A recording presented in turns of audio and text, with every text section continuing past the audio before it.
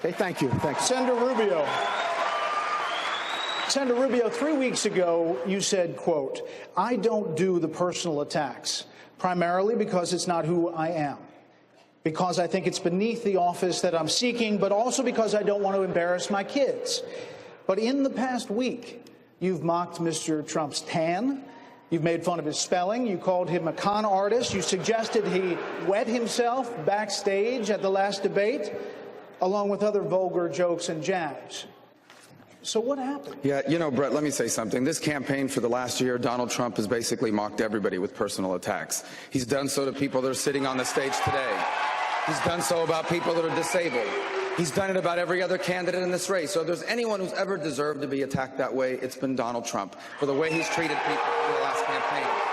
Now, that said, I would much prefer to have a policy debate. I hope that's what we'll have here tonight. Let's have a policy debate. And we Let's will talk about Donald Trump's strategy and my strategy and Ted's strategy and John Kasich's strategy when it comes to ISIS and on health care and on the important issues facing this country. But let's be honest, too, about all this. The media has given these personal attacks that Donald Trump has made an incredible amount of coverage. Let's start talking again about the issues that matter to this country. I'm ready to do that starting right here, right now, tonight.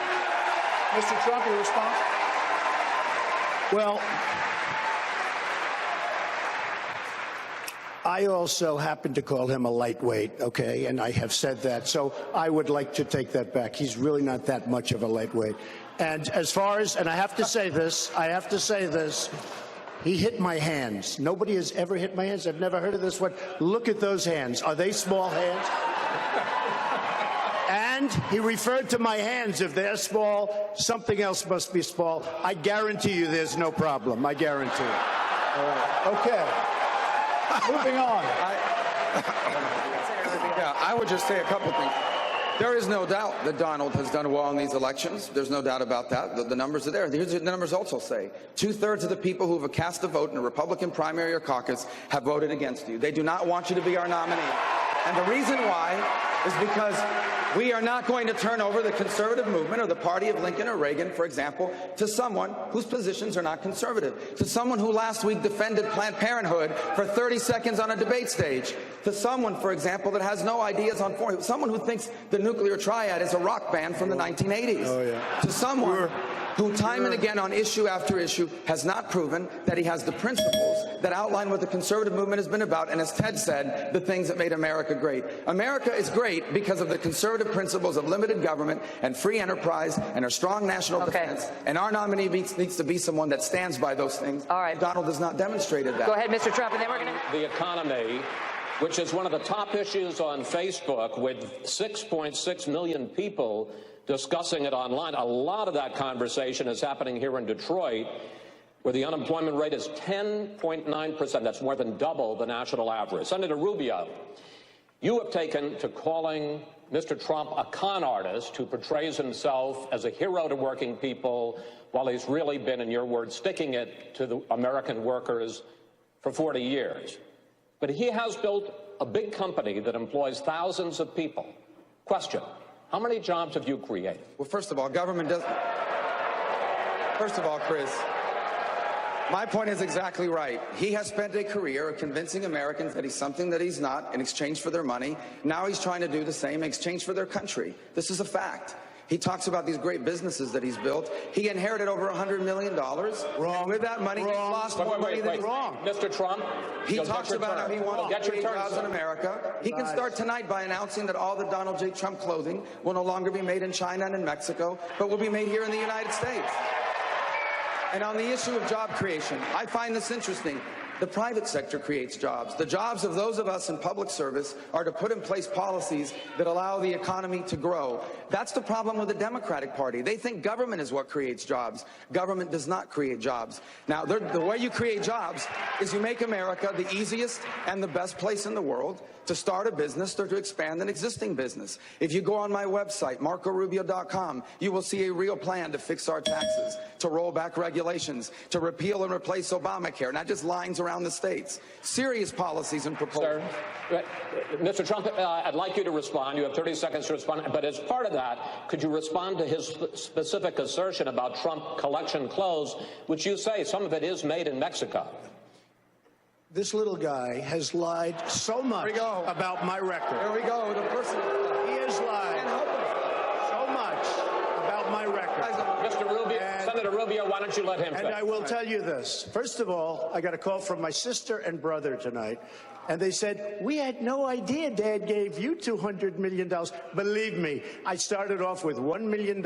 I built a company that's worth more than $10 billion. And I say it not in a bragging way, but that's the kind of thinking we need. Very low debt, tremendous cash flow. My financials are they're all in there with the federal elections. You've seen them. Everybody's seen them. I say it only because that's the kind of thinking this country needs with $19 trillion in debt. Believe me.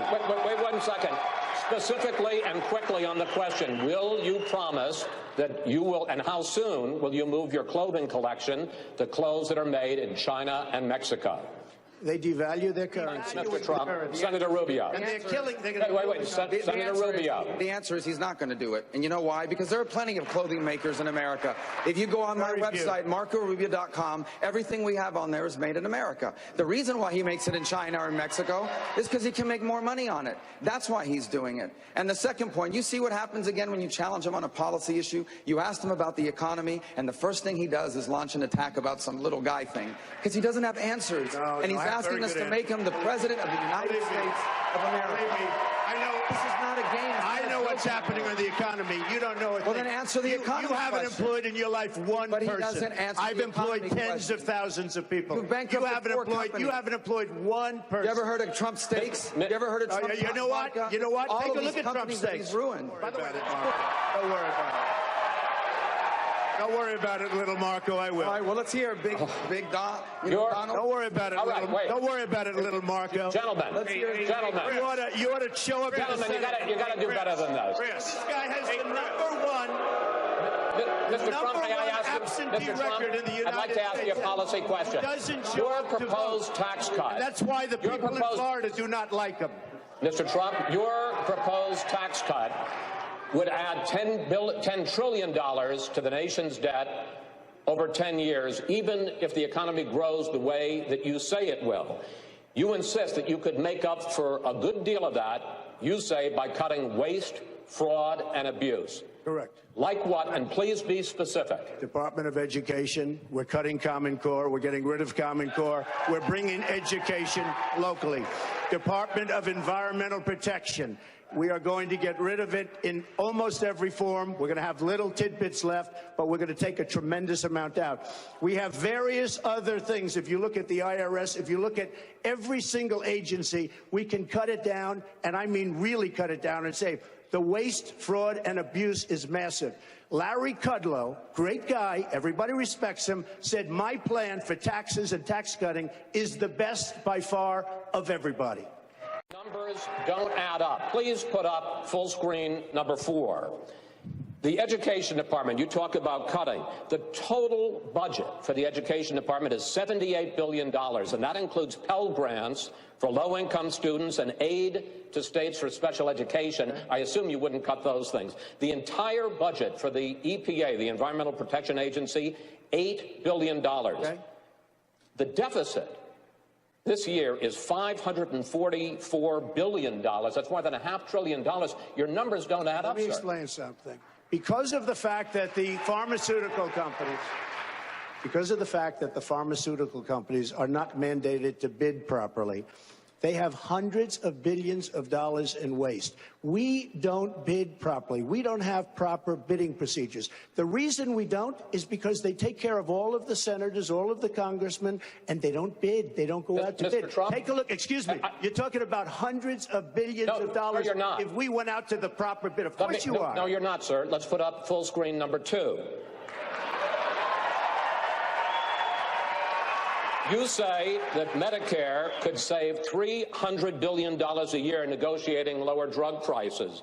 But Medicare total only spends $78 billion a year on drugs. Sir, that's the facts. You're talking about saving more money on audit because you've got U.S. companies that are firing American workers, bringing in foreign workers, and forcing them to train their replacements.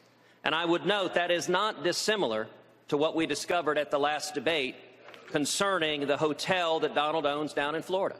Down in Florida, that hotel has brought in hundreds of foreign workers. And afterwards, it was really striking. I watched a CNN interview Donald did where he explained, he said, well, the problem is you can't find Americans who are qualified or who want to work as waiters and waitresses. Now, let me ask the people here, how many people here have worked as a waiter or waitress? Millions across this country. That is an astonishing statement. You know, Marco's dad started as a bartender. My dad started washing dishes. And yet, you know how many Americans wanted those jobs? Roughly 300 applied. Donald hired 17. And that's why this New York Times tape is so troubling.